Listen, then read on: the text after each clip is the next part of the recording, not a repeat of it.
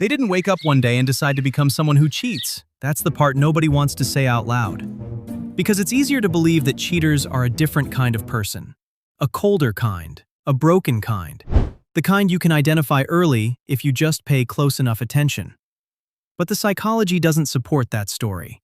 And the real one is considerably more uncomfortable. Stay till the end. Because what actually happens inside the mind of someone who cheats is one of the most psychologically revealing things you can study about human beings.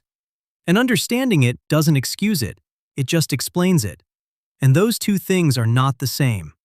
Let's start with the moment it happens. Not the act itself, the moment before it.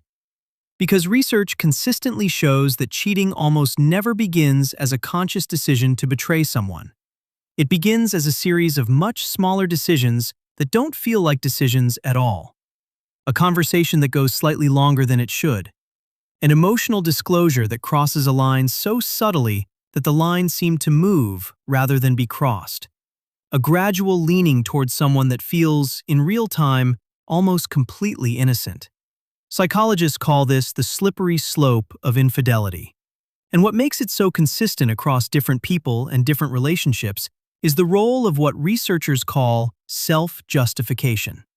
The human brain is extraordinarily good at constructing reasons why what it's doing is okay. Not after the fact, during.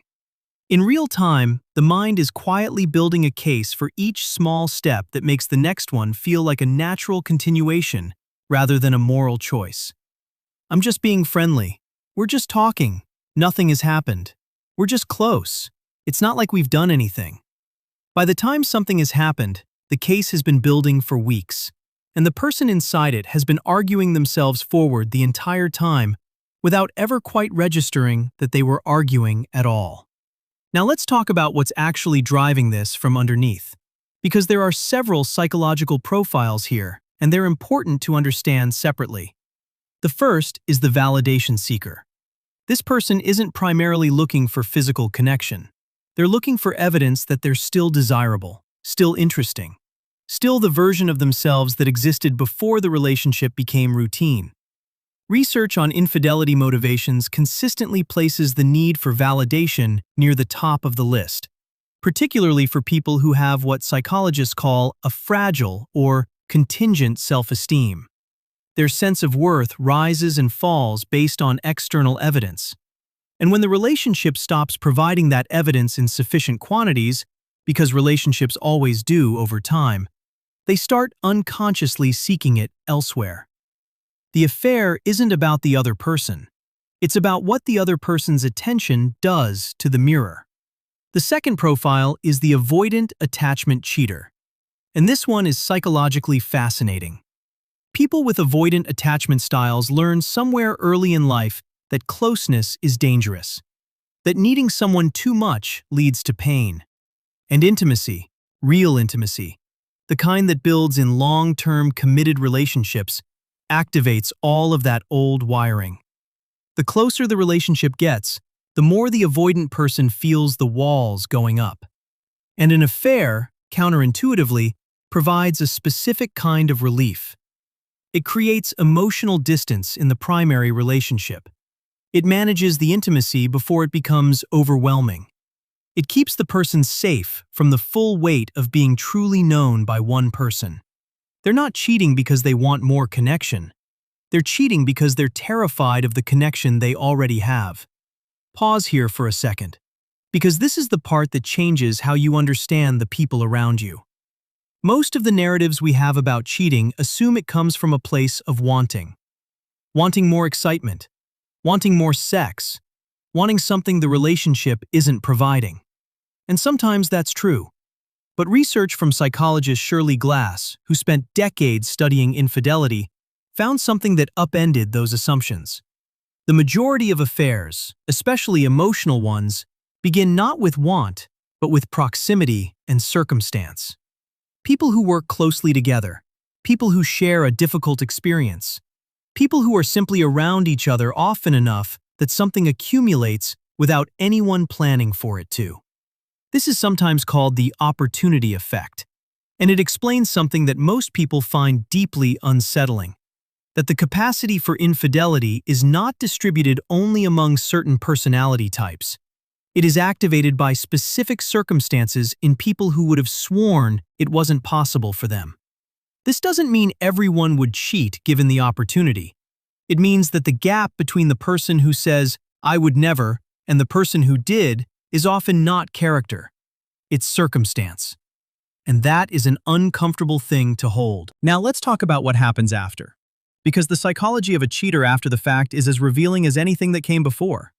Most people expect guilt to arrive immediately and completely. And sometimes it does. But research shows that the more common experience is something called cognitive dissonance. The painful psychological tension of holding two contradictory self-images simultaneously. I am a good person. I am also a person who did this. Both of these feel true, and the brain cannot comfortably hold both. So it resolves the tension in one of two directions. The first is toward genuine accountability. The person faces what they did, the cost of it, the why of it, and the uncomfortable truth that the self they presented to the world had a gap in it that they didn't fully understand. This path is painful and slow and requires a level of honest self-examination that most people find almost physically difficult. The second is toward rationalization. The relationship was already bad. They drove me to it. It wasn't really meaningful. It was just a mistake, and everyone makes mistakes.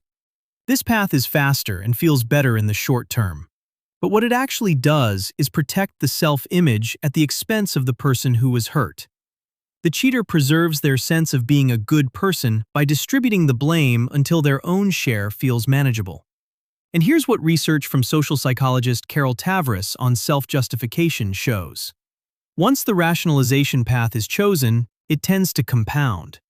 Each justification requires another to support it. The story gets more elaborate. The other person's faults get more prominent in the telling. And what started as guilt gradually transforms into something closer to resentment. Because it is easier to be angry at someone than to be accountable to them. This is why some people who cheat end up treating the people they hurt as if they are the problem. Now let's talk about the question everyone actually wants answered. Can someone who cheated change? And the honest psychological answer is yes.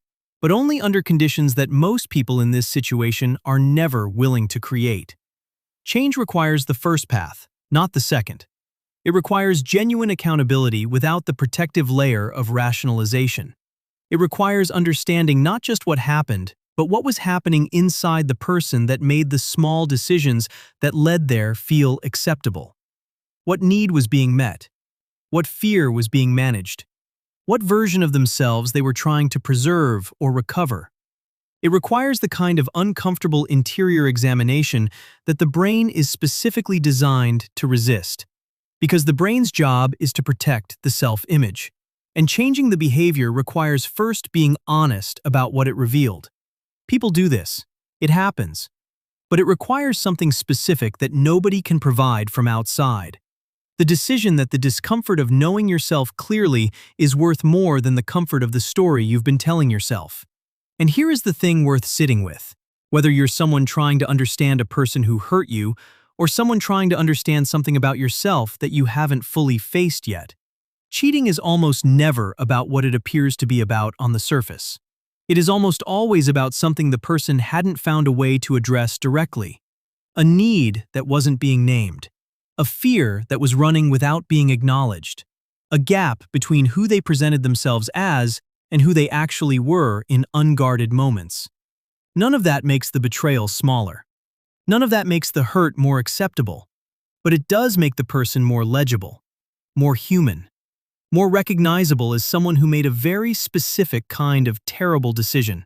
The kind that becomes possible when you stop being honest with yourself long enough for the small decisions to accumulate into something irreversible. The most dangerous lie anyone tells in a relationship is usually not the one they tell their partner. It's the one they've been telling themselves, long before anything happened. If this video described you more accurately than you expected, please subscribe. I would genuinely appreciate it.